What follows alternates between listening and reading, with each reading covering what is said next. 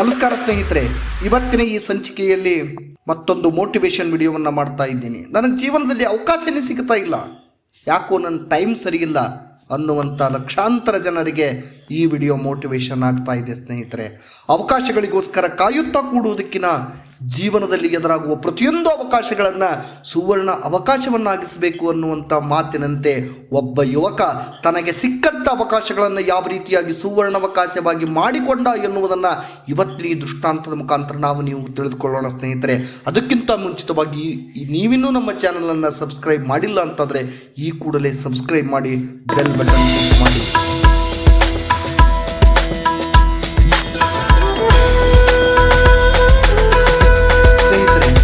ಒಂದಿನ ಒಂದು ಊರಲ್ಲಿ ಪೆಟ್ರೋಲ್ಗೆ ಅಂತ ಒಂದು ಪೆಟ್ರೋಲ್ ಬಂಕ್ಗೆ ಒಂದು ಮರ್ಸಿಡೀಸ್ ಕಾರ್ ಬಂದು ನಿಲ್ಲುತ್ತೆ.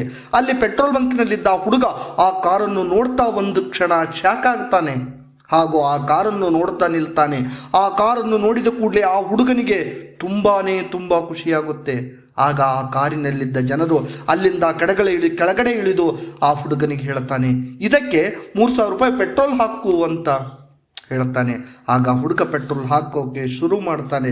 ಪೆಟ್ರೋಲ್ ಹಾಕ್ತಾ ಆ ಕಾರನ್ನೇ ನೋಡ್ತಾ ನಿಲ್ತಾನೆ. ಆ ಹುಡುಗನಿಗೆ ಮಾಲೀಕ ಕೇಳ್ತಾನೆ, ಏನಪ್ಪ ಹಾಗೆ ನೋಡ್ತಾ ಇದೀಯಾ?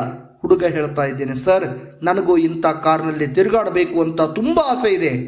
ನಾನು ನಿಮ್ಮ ಥರ ದೊಡ್ಡ ಮನುಷ್ಯ ಆಗಬೇಕಂತ ತುಂಬ ಆಸೆ ಇದೆ. ಆಗ ಆ ಮಾಲೀಕ ಹೇಳ್ತಾನೆ, ನೀನು ಕೂಡ ನನ್ನ ಥರ ಕಷ್ಟಪಡು. ನನ್ನ ಥರ ಕಷ್ಟಪಟ್ಟರೆ ದೊಡ್ಡ ಬಿಸ್ನೆಸ್ ಮ್ಯಾನ್ ಆಗ್ತೀಯ. ನನ್ನ ಥರ ಇಂಥ ದೊಡ್ಡ ಕಾರ್ನಲ್ಲಿ ತಿರುಗಾಡ್ಬೋದು ಅಂತ ಹೇಳಿ ವಿಸಿಟಿಂಗ್ ಕಾರ್ಡನ್ನು ಕೊಟ್ಟು, ನಾಳೆ ನನ್ನ ಆಫೀಸ್ಗೆ ಬಾ, ನಿನಗೆ ಬಿಸ್ನೆಸ್ ಯಾವ ರೀತಿಯಾಗಿ ಮಾಡಿಕೊಡ್ಬೇಕು ಅಂತ ನಾನು ನಿನಗೆ ಹೇಳಿಕೊಡ್ತೀನಿ ಅಂತ ಹೇಳ್ತಾನೆ. ಆ ಮನುಷ್ಯ ಅಲ್ಲಿಂದ ಹೋದ್ಮೇಲೆ ಆ ಹುಡುಗ ಯೋಚನೆ ಮಾಡ್ತಾನೆ. ಆ ಕಾರ್ಡನ್ನು ನೋಡ್ತಾ, ಈ ಮನುಷ್ಯ ನನಗೆ ಅಂಥದ್ದೇನು ಹೇಳ್ಬೋದು?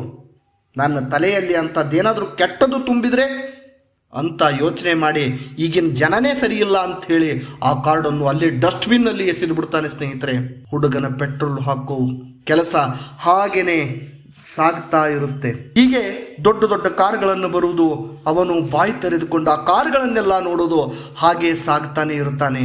3 ವರ್ಷಗಳ ನಂತರ ಅದೇ ಪೆಟ್ರೋಲ್ ಬಂಕಿಗೆ ಅದೇ ಥರದ ಮರ್ಸಿಡೀಸ್ ಬೆಂಜ್ ಕಾರ್ ಬಂದು ನಿಲ್ಲುತ್ತೆ.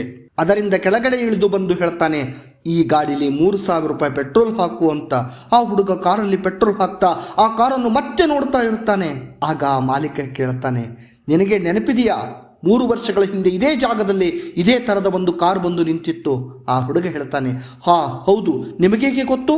ಆ ಕಾರಿನಿಂದ ಒಬ್ಬ ವ್ಯಕ್ತಿ ನಿನಗೆ ವಿಸಿಟಿಂಗ್ ಕಾರ್ಡ್ ಕೊಟ್ಟು ಹೋಗ್ತಾನೆ, ಅದು ಕೂಡ ನಿಮಗೆ ಗೊತ್ತಾ?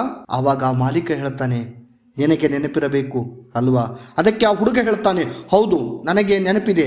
ಆ ವಿಸಿಟಿಂಗ್ ಕಾರ್ಡನ್ನು ನಾನು ಡಸ್ಟ್ಬಿನ್ಗೆ ಎಸೆದು ಬಿಟ್ಟೆ ಅಂತ ಹೇಳ್ತಾನೆ.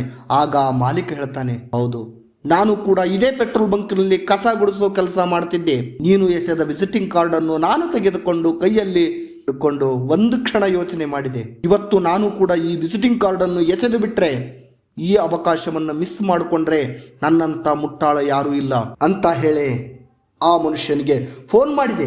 ಮಾರನೇ ದಿನ ಅವರ ಹತ್ರ ಹೋಗಿ ಕಾರ್ಡು ತೋರಿಸಿದೆ. ಆಗ ಅವರು ನನಗೆ ಬಿಸ್ನೆಸ್ ಹೇಗೆ ಮಾಡುವುದು ಅಂತ ಹೇಳಿಕೊಟ್ರು. ಆಗ 3 ವರ್ಷದ ನಂತರ ಈ ಕಾರಿನ ಓನರ್ ಆಗಿದ್ದೀನಿ. ನೀನು ಕೂಡ ನಂತರ ಮಾಡಿದರೆ, ಅವಕಾಶಗಳನ್ನು ಮಿಸ್ ಮಾಡಿಕೊಳ್ಳದೆ ಅವರನ್ನು ಭೇಟಿ ಮಾಡಿದರೆ ನೀನು ಕೂಡ ನನ್ನ ಥರ ಆಗುತ್ತಿದ್ದಿ. ಆದರೆ ನೀನು ಹಾಗೆ ಮಾಡಲಿಲ್ಲ. ಅದಕ್ಕೆ ಇನ್ನೂ ಪೆಟ್ರೋಲ್ ಬಂಕ್ನಲ್ಲಿ ಪೆಟ್ರೋಲ್ ಹಾಕ್ತಾ ಇದೀಯಾ? ಸ್ನೇಹಿತರೆ, ಲೈಫ್ನಲ್ಲಿ ನಮಗೆ ಯಾವಾಗ ಅವಕಾಶ ಸಿಗುತ್ತದೋ ಅದನ್ನು ಸ್ವಚ್ಛ ಮನಸ್ಸಿನಿಂದ ಅವಕಾಶಗಳನ್ನು ಉಪಯೋಗಿಸಿಕೊಳ್ಬೇಕು.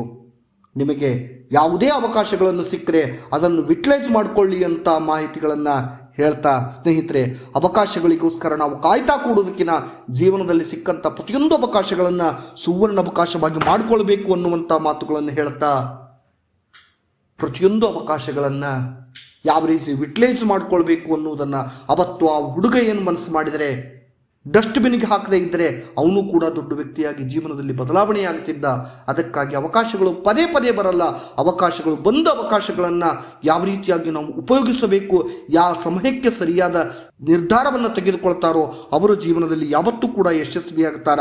ಅಂತ ಯಶಸ್ವಿಯಾಗುವಂತಹ ರೀತಿ ನೀವು ಕೂಡ ಆಗಲಿ ಎನ್ನುವಂಥ ದೃಷ್ಟಿಕೋನ ಇಟ್ಕೊಂಡು ಇವತ್ತಿನ ಈ ಮೋಟಿವೇಶನ್ ವಿಡಿಯೋವನ್ನು ಮಾಡ್ತಾ ಇದ್ದೀನಿ ಸ್ನೇಹಿತರೆ.